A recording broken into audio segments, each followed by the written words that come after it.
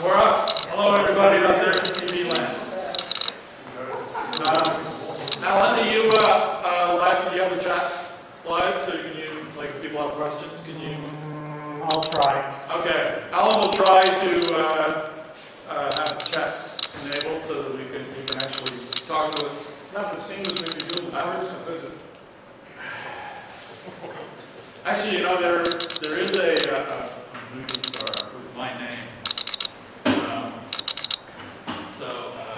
Yeah. There's a goddamn But just ask my wife. There's no like confusing food. Yeah. So it's March 2020. So we come back in a small way. One thing I can tell you is that we don't have this hall for our date in December, unfortunately. We do have it from January through to, I think, June of 2020. They had something else going on our night. Of course, we haven't been in 2.5 years. Here in 2.5 years. Kind of blame them. Okay, keep stalling. Alan says keep stalling. He's not the end. He's go to my laptop. This is why I was a little cagey about. You don't have a Dell, do you, Alan? No, Penny does. Yeah, okay, because I have Dell Power Supply. So Penny's close up. You know what I mean. Okay. Do I need to use this microphone? I guess. No, you're okay right now. I think the camera's picking you up pretty good. Oh, okay, good. It's a very resonant hall. Anyway, on chat, if it ever comes live, you can comment on the audio if need be. What else was I going to say? Yes, we're not for January. So, you know, we've got a resurrection. Hopefully, we'll be able to use it. So, we'll see. Right now, there are hopefully some electrons flowing between the USB dongle and the computer so that the lights will appear.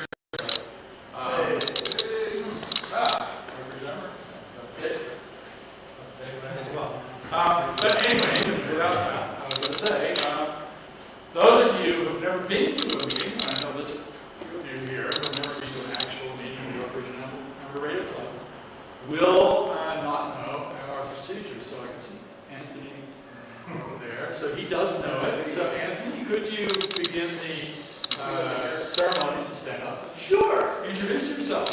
I'm Anthony, B3HIS, Newmarket.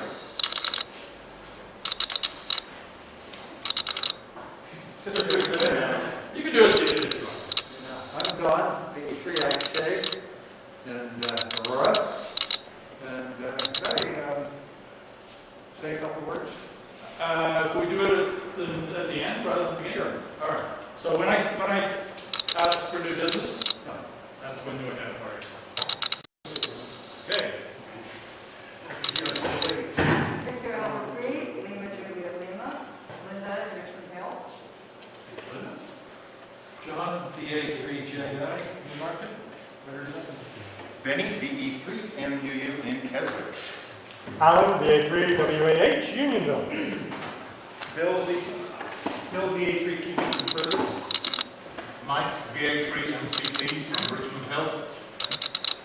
Ken, B3LRK, Newmarket. John, B3PUH. B3UAC from Newmarket. BA3 Warren Eastern Market.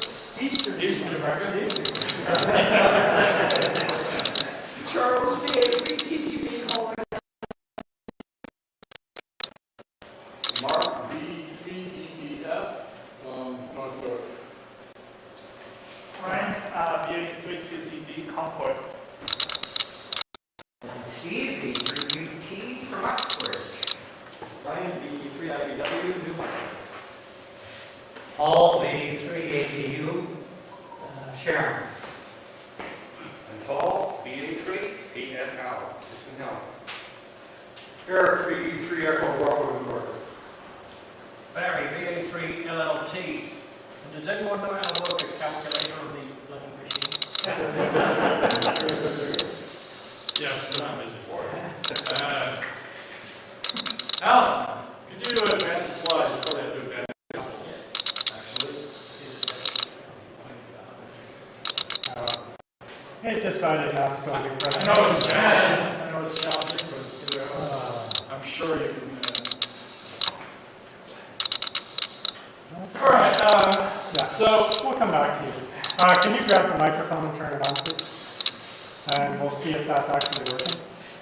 Because we're getting comments that they can't hear very well. okay, how is that? Is the microphone?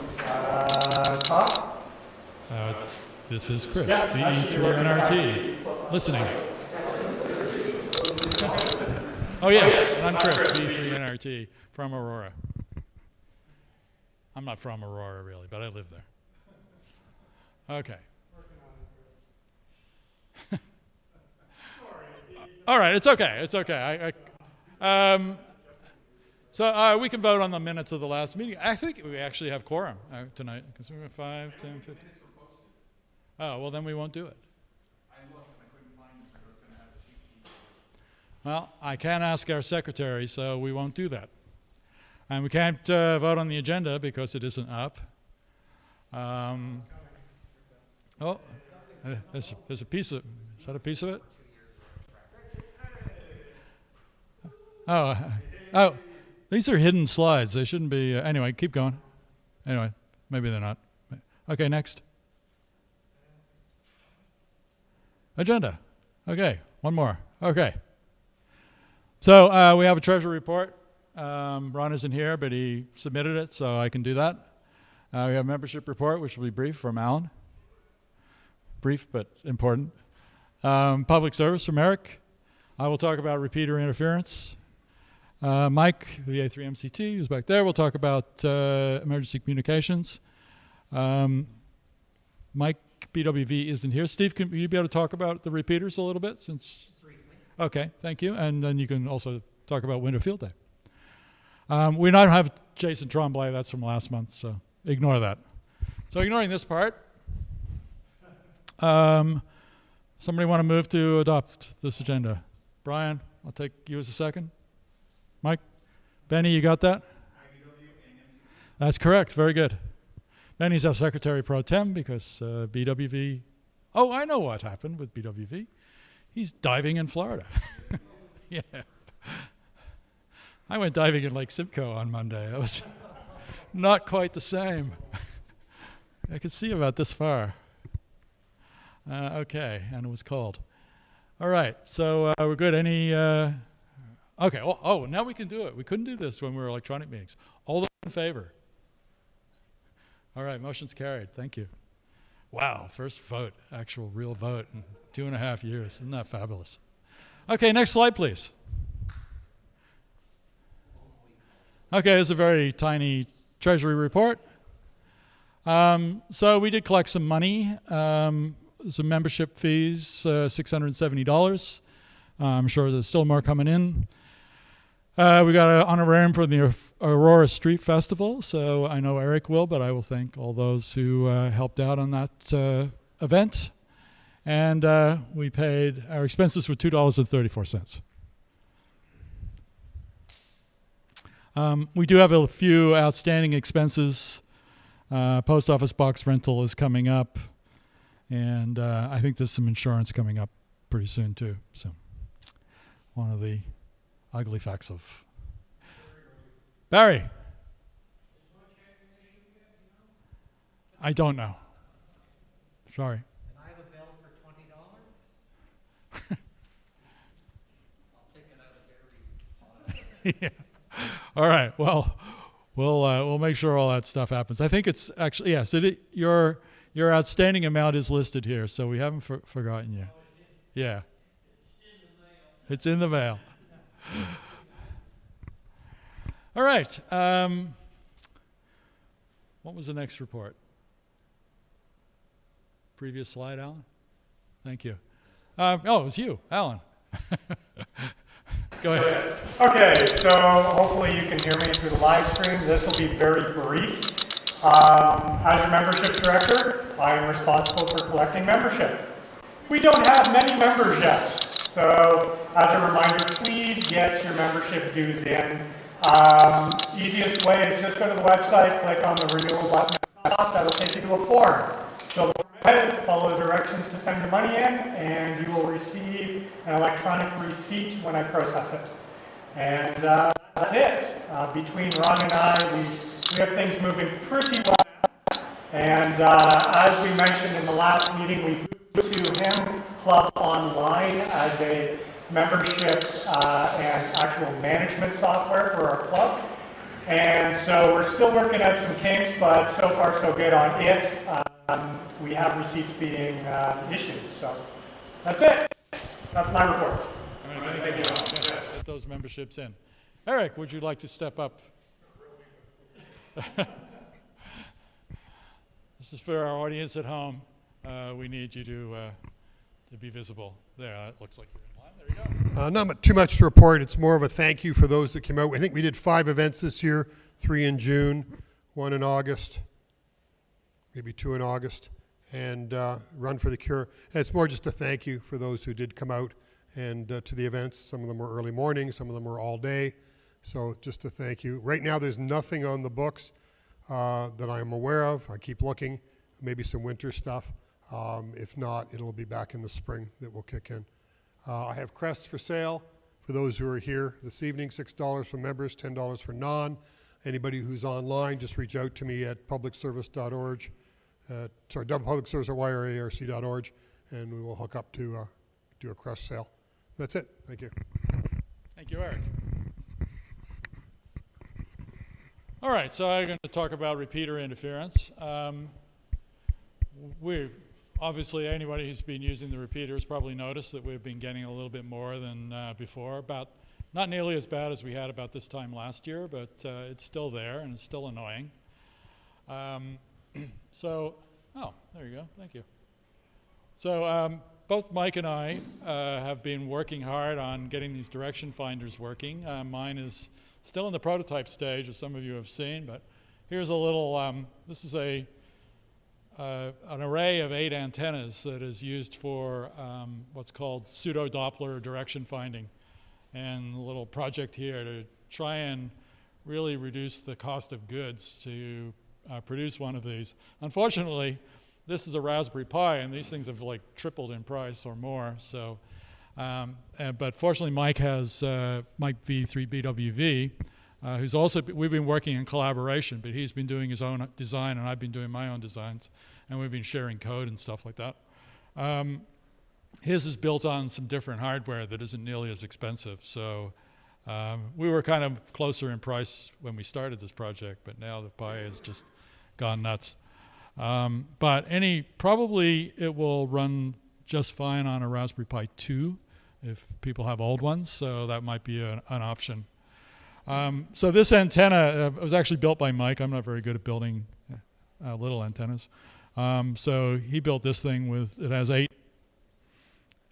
inputs and a switch that switches between them with one output that goes into the radio and a bunch of electronics to compute which direction the signal's coming from. So if we can get a few of these located in different parts of the area, then we should, and also one thing I should mention is the computers, both Mike's and mine, report back to a central computer with the information they're collecting continuously. So we will be able to sort of go back to a recording, look at the recording, look at what time it happened, look at what our database has recorded as the directions of the signals at that time. So we'll be able to sort of retrospectively triangulate interfering signals using these gadgets. So that's the goal, and we're getting closer. We're getting all the different parts are all now in prototype stage and working at various levels.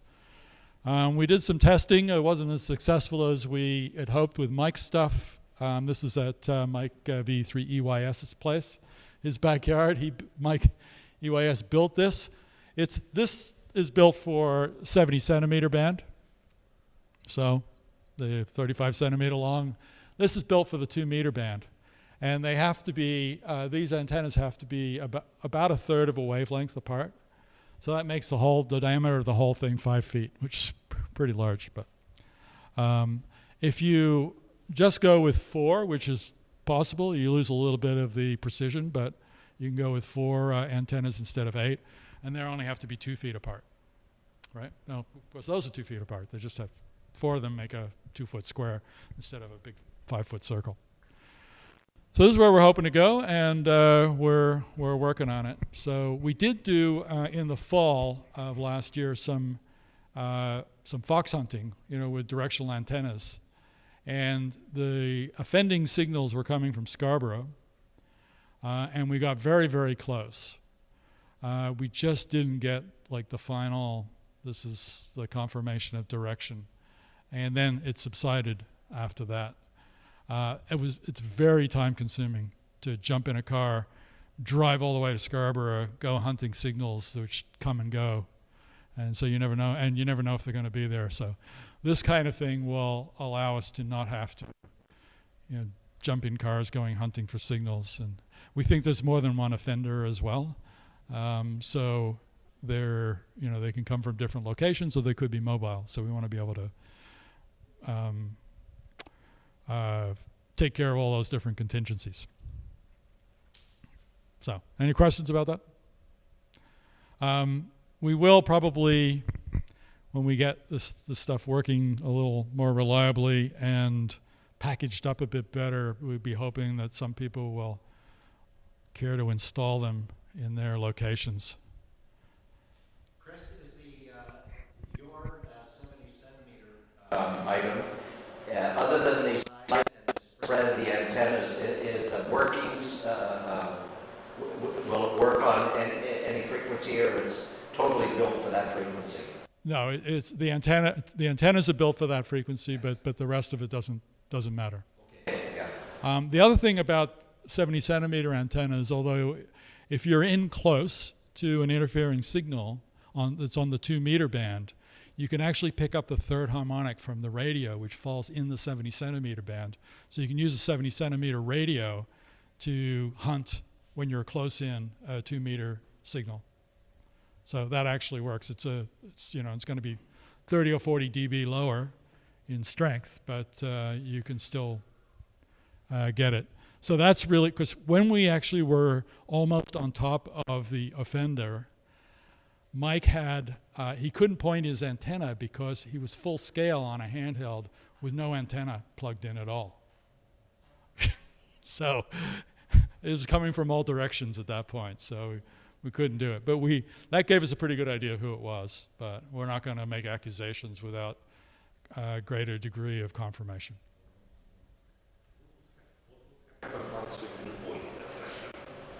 Oh, what will happen once we do it? Well, we'll take the recordings, we'll take the measurements, we'll put them all in a report, and we'll send them to ICID.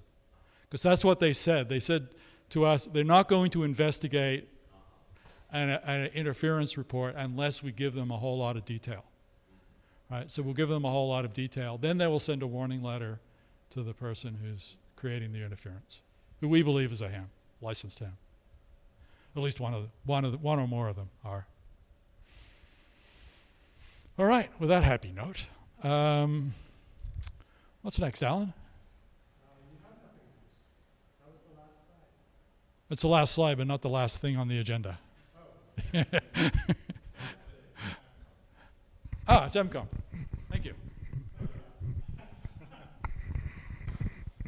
Hi, good evening, everyone. Stay out of the light. Okay, so I'm reading this from the report that I actually sent into Robert, VA3BXG. He's our district emergency coordinator, and it goes in every month, and often they actually get printed in RAC. So this is what I'm reading out really here for this. So the Daily Health and Welfare Net is still growing, with more new unique call signs making their way into the logs. 927 nets run to date, with 294 unique call signs. And we added 6 new call signs even just this last month, some of whom are new to ham radio, and some have subsequently joined the YRARC.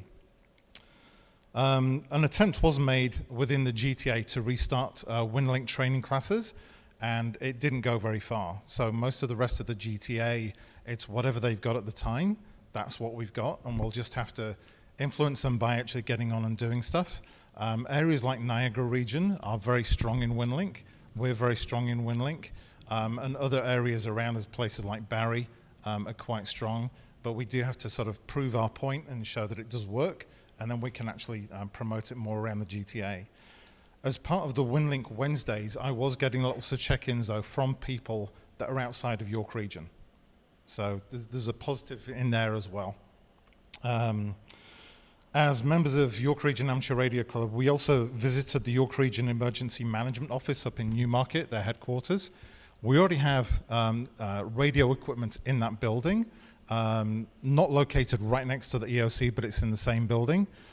They have since created a brand new building on Yonge Street, just south of the current location, and built a new EOC, and they're inviting us to put in proposals for what equipment we actually need to put in there. Probably using the same ham radios that are in the other building, but what do we need in terms of antennas? Do we need new technologies? So they've got things like PAC-TOR modems and packet modems. They're kind of a bit old technology now, so do we need to update those? So they're waiting for a proposal with just any kind of ideas of what we could do in there. The issue we have is that they're giving us a room to actually work in that's right next to the EOC, which is on the ground floor of an 8-story building. And we're trying to impress on them that antennas like height. So it's how do we get antennas up onto the roof of a building that's already been completed and is designed to look very pretty. So it's probably not ideal for antennas going on a roof. We also provided a proposal. Benny and I actually went out to East Gwillimbury, and we put in a proposal for them. They specifically asked the club to come in and talk to them about ham radio. Again, a brand new EOC. They've given us a room and pointed us to where they'd like us to be. So we've put in a proposal. We are waiting for a response for them as to which direction they want to go. But in the meantime, we've also been given contact with a lady who actually is responsible for the 6 northern municipalities. And so we're actually trying to arrange a meeting with her. She might actually introduce us into some of the other areas in the north end of York region. So there's lots of very positive things going on in terms of the club working with the region. Down at the south end of the region, we've reached out to the Markham EOC. They already have ham radio equipment on site. We just need to get in there and test it and prove that it's actually doing what it should do. So I'll be working with Alan probably on doing that down at the south end of the region. Okay. So we did run an SET, a simulated emergency test, last weekend, which I would consider to be a success. We've tried to run SETs in the past and struggled to actually send messages out either inside the region, but particularly outside the region to other organizations. This time we did a focus on digital communications. So there were several things that were up and running. So WinLink was up and running. We had several people actually went mobile operations. So Benny, Frank went out and actually ran mobile systems to prove that from their nearest EOC to prove that we could do certain kinds of communications. We did manage to send a lot of WinLink emails. They're very quick, they're very accurate compared to voice. So this is definitely a route to go, is using some kind of digital. WinLink seems to be the favored one, but we're still open to other things that might come in. And I'm still interested in looking at things like DRATS that runs on D-Star because of the current equipment that we've got as well around the region. I also asked people to make sure that they had APRS switched on. So APRS was actually used. It was useful to see the position of where people had actually traveled to. And some people also actually went through and did messaging from APRS, which hasn't been done as part of an SET before. So that was very successful as well.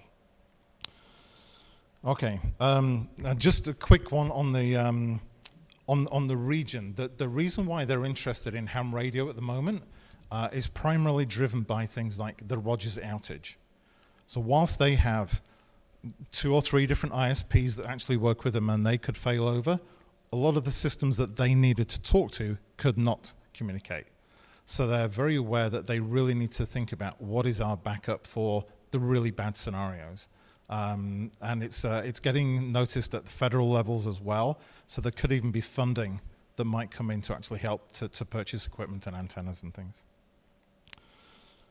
As I mentioned last week, very pleased to announce that Benny and Alan have both accepted for being assistant ECs.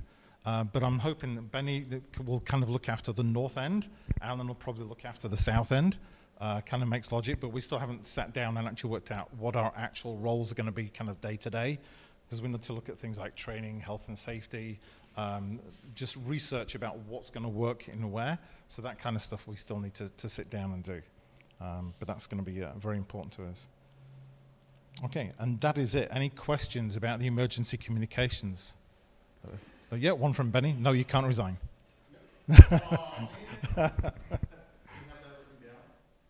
Yes, I'll send it to you. Yes. Sorry. Sorry, yes. I do have it all written down, yeah. You were trying to catch up with all that? Wow. You caught up with all of that? I'm going to say. Yeah, okay. Okay. Any other questions, any queries? Yeah, Mark. On when?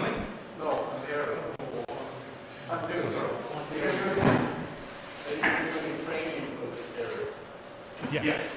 Yes. We will be starting up some training for Aries.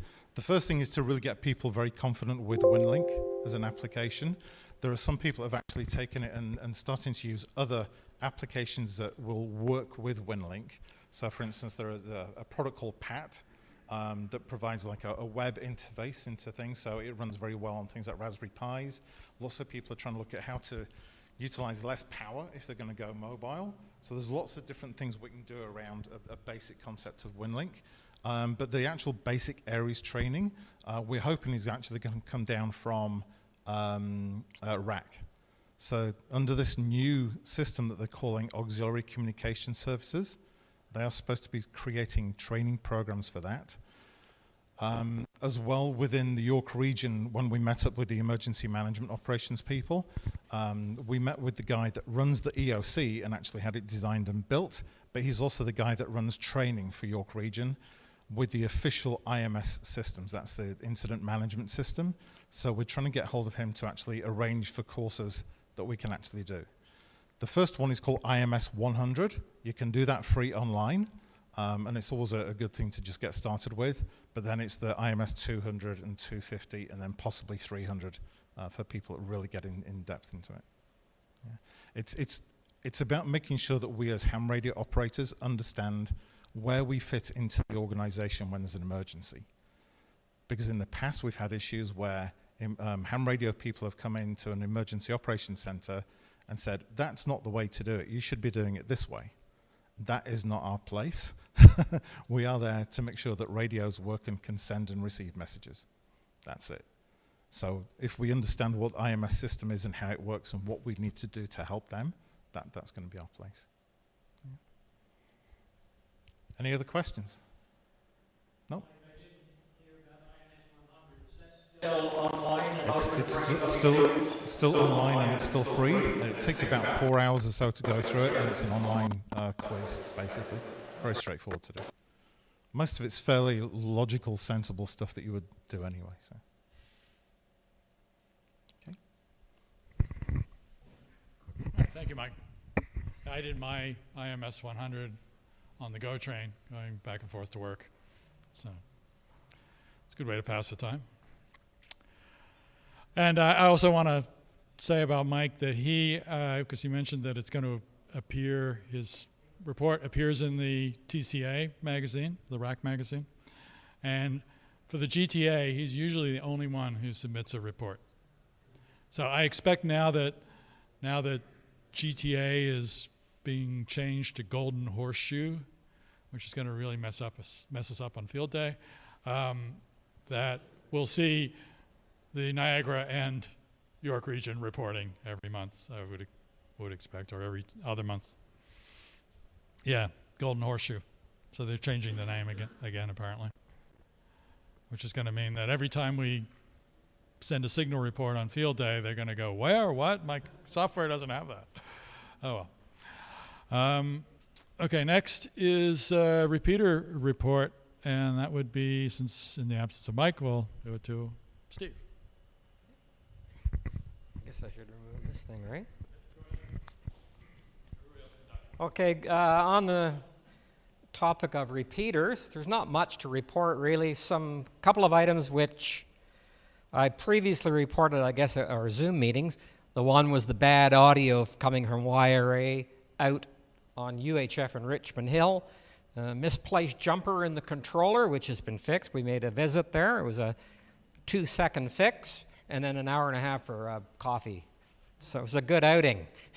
The other issue, which is unresolved at this point, is the 6-meter repeater, which is still off the air.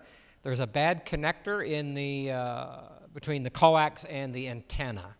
It tests out as bad, and we were planning on doing a site visit in the near future. That's how it was described a little while back. The weather is good at the moment, but who knows how long it's going to stay like this, because we have to go on the roof to climb up to where the connector is. If it's snow and ice, well, that won't happen. But anyway, it is, we are aware of it, and we will get at it sooner or later. And I guess I'm supposed to report on Winter Field Day, yes. Winter Field Day, for those that are not familiar with it, newer members of the club, for the last number of years, except for during the pandemic, we've been holding a winter version of Field Day, and it's a bit different than the one at the summer, which you may be familiar with. It's a scaled-down version, much smaller. We only put up a couple of stations.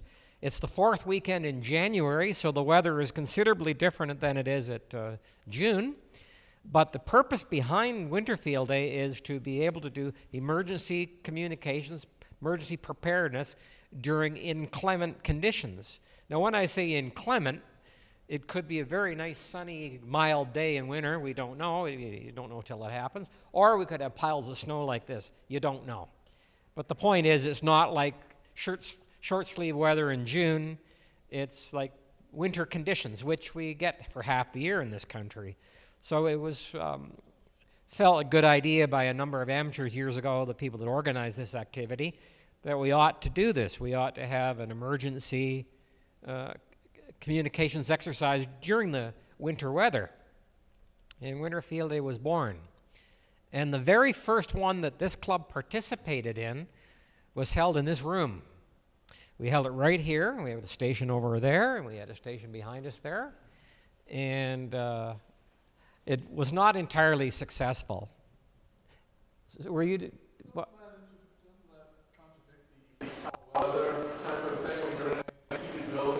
Well, that's a good point. That's a good point. That's the only one we did.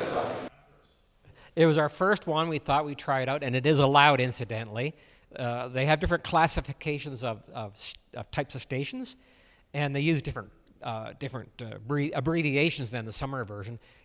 This would be called an indoor station. So we were, I forget how many stations we ran, 2 or 3. Oscar. Or sorry, indoor, India. But there is an outdoor version, which is the one that we did after that. It was a disaster, incidentally. It was awful. It was our worst one.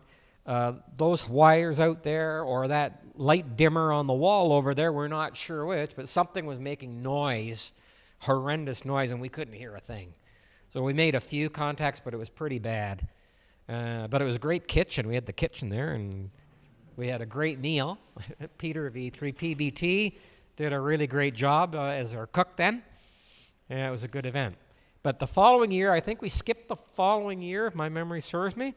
And then the next year after that, we decided to actually do an outdoor event. And we did it over at 4812 Vandorf Road, which is where we hold our summer event, except we didn't go up the hill. We were down where you drive in off the road in the parking area there. And the reason for that is because the property owner does not plow the snow up to the top of the hill, and he was unwilling to do that, and we understood. It was a very, very basic winter field day, and we were on a shoestring budget. We actually had to pass a hat around to come up with some money because we ran out of money.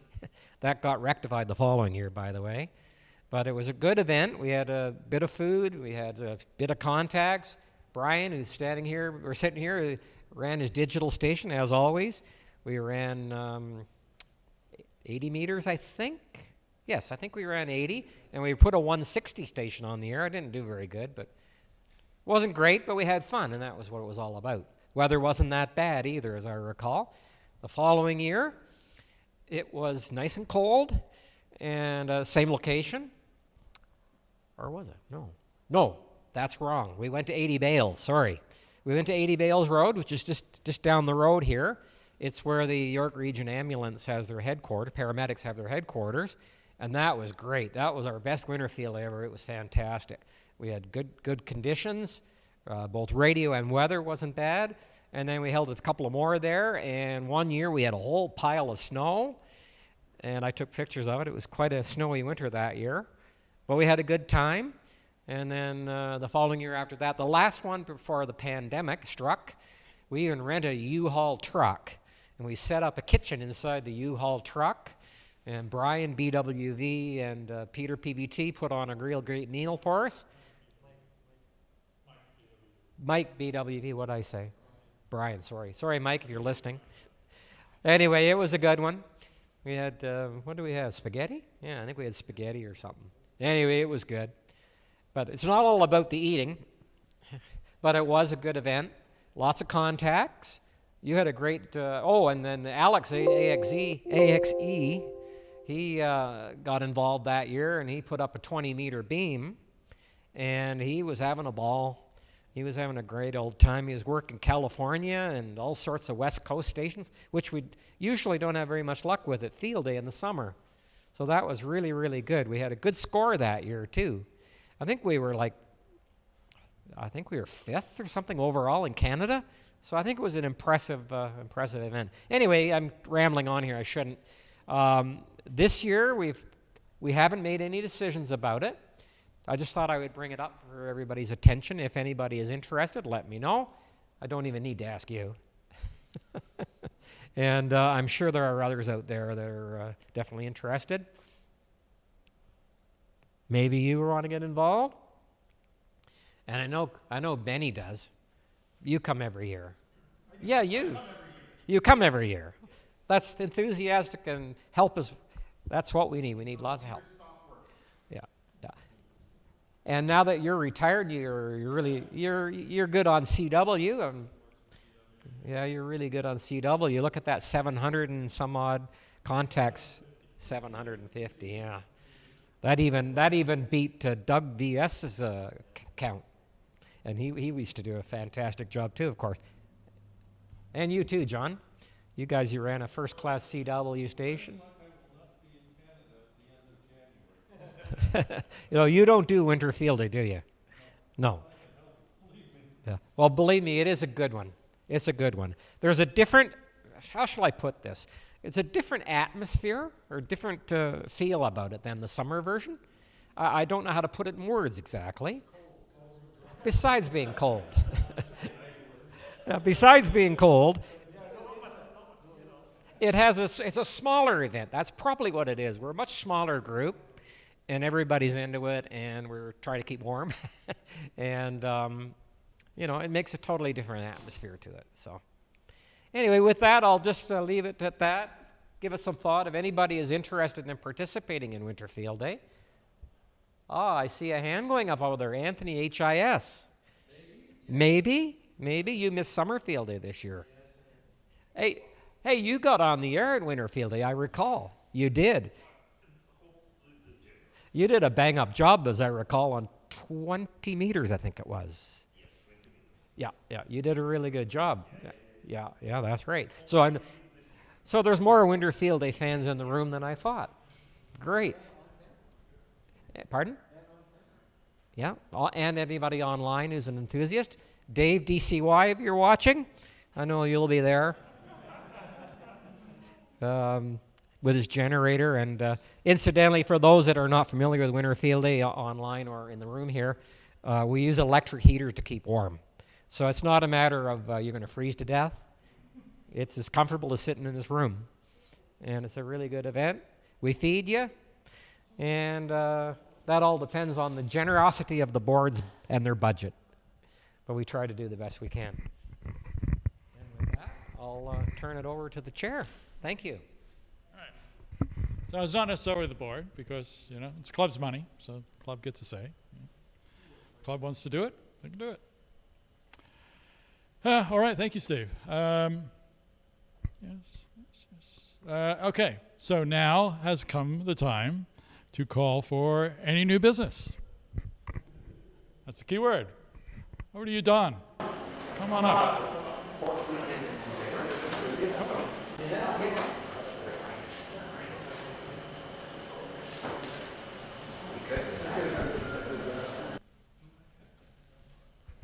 Thank you. Good evening, all.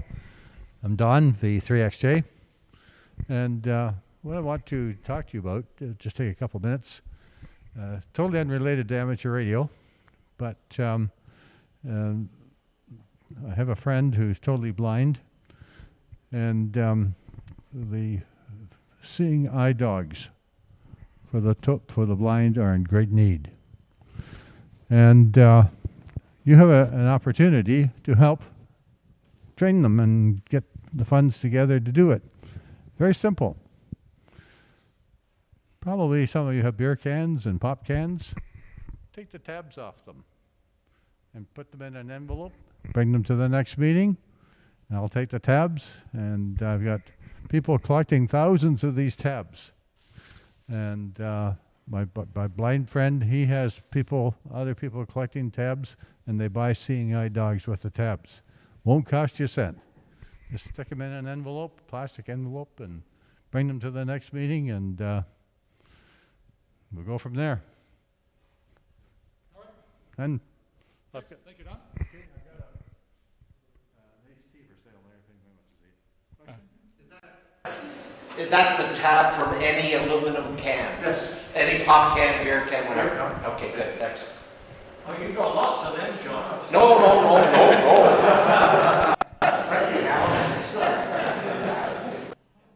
I gave all mine away, but I'll have several dozen by next meeting, I'm sure. Okay, is there any other new business? Charles? Thank you. This is an appeal for help. Anyone in the room looking at building the new T41 radio? Can you tell us about the T41 radio? I guess I have to. This is the blind speaking here. Two gentlemen, Albert Peter and Jack Purdom, one expert in the electronics and one in the software, have written a book on building your own amateur transceiver using software-defined radio technology. They've released the book. It's been out for several months, and they've released all of the other things, such as the entire set of 8 printed circuit boards and such, and the builder's manual, and there's now a very active online group of people building them, of which so there's somewhere between 500 and 1,000 people. The aim of the radio is to come in at a low price. The expectation is probably around $400 US for a radio that performs in the HF range. The target was to be better than the ICOM 7300, and it certainly looks like that target is going to be more than surpassed. The challenge is its surface mount technology, and for those of us who were brought up on a Weller gun, I'm sort of at the point where I need help. So I was kind of hoping someone else was building it. I'm about to purchase an air gun because obviously, like, some of the chips are 1/8 of an inch by 1/4 of an inch, and they have 14 leads. And my 72-year-old eyes don't do well with that. So it was before your time, but Steve, VA3 SRB, actually had a project night where we built a software RxEX. And I was how to use it for like 51 oscillations. And what's that?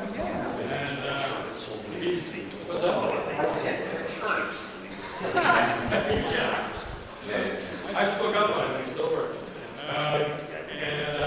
So Yeah, so there are different people in the club that probably do different things. I don't know if we could organize a project night off this. 'Cause It'll take months. it'll take months, Of yeah. nights, yeah. But it'd be fun. All right, so Well, I guess there's no one else. Well, perhaps someone online. somebody out there in TV land may.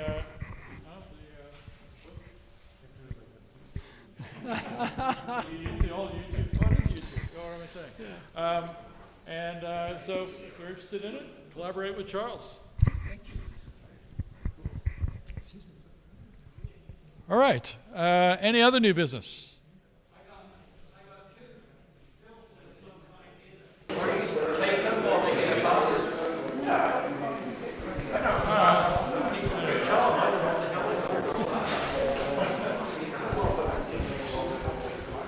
So Barry has offered up to any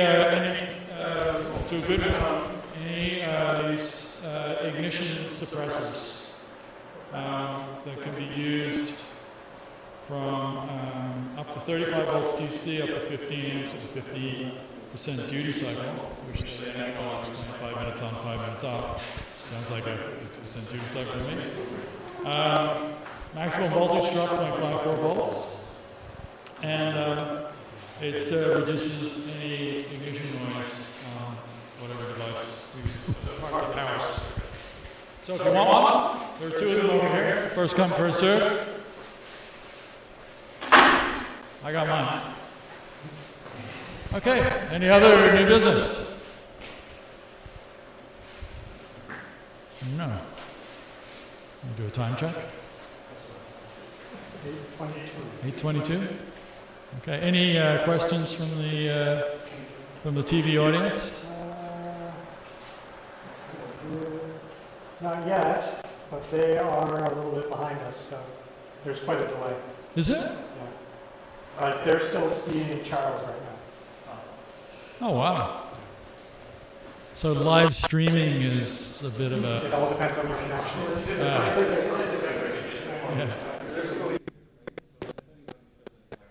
Oh, okay. It's YouTube. You can say anything you want. Okay. So because this is like our first meeting, and we knew like people were seeing each other for the first time in a long time. Many of you, we didn't have a presentation tonight, so we were just going to go with it. So it'll be kind of a little boring on YouTube to be watching people milling around, but if there's nothing further for the meeting as a whole, we will suspend the meeting, and we can do what we want. Oh, if you like, why not? Who would like to second the motion to adjourn? Thank you, Anthony. All those in favor of adjourning at this time? All right, the motion is carried. Thank you, everyone.